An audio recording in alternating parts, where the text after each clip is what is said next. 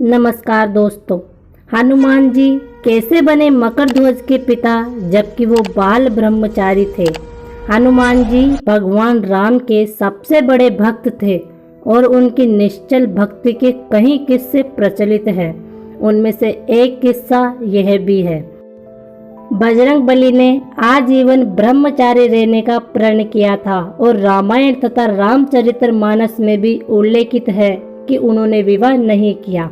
परंतु क्या आप जानते हैं कि हनुमान जी के एक पुत्र भी था और उसका नाम मकरध्वज था। जी हाँ, आपने सही सुना। मकरध्वज हनुमान जी का ही पुत्र था।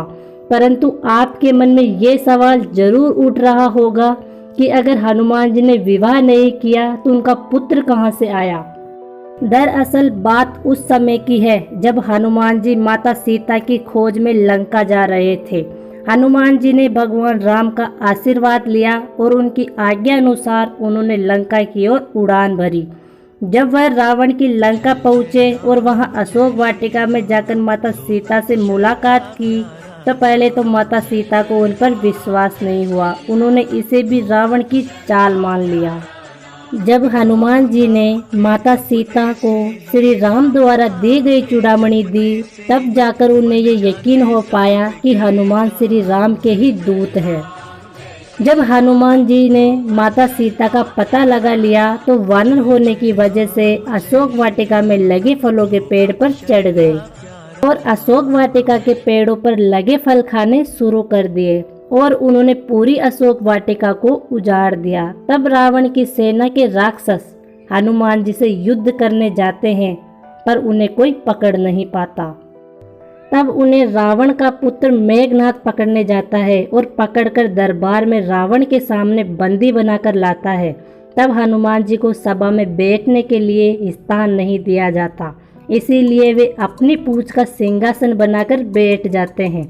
क्रोधित रावण उनकी पूंछ में आग लगाने का हुक्म देता है और सभी सेना मिलकर हनुमान जी की पूंछ में आग लगा देती है, जिसके बाद हनुमान जी किसी के काबू में नहीं आते और उड़ उड़कर पूरी लंका में आग लगा देते हैं।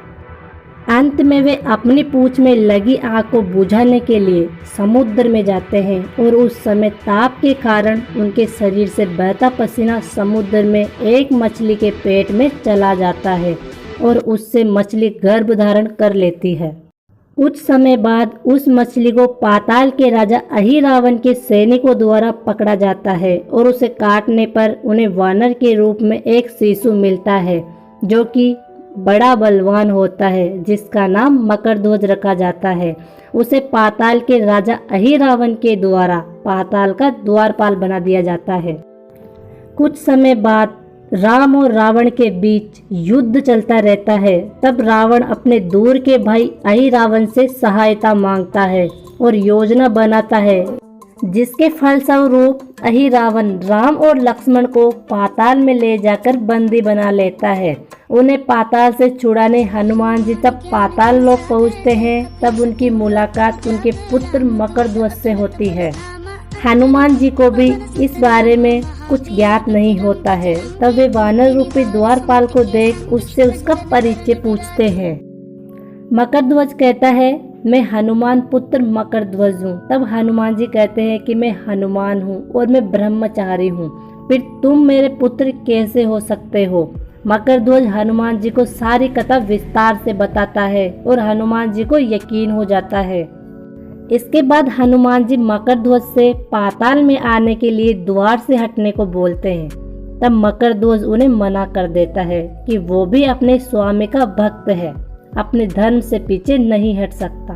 तब उन दोनों पिता पुत्र में युद्ध होता है, जिसमें हनुमान जी जीत जाते हैं और पाताल में प्रवेश कर जाते हैं।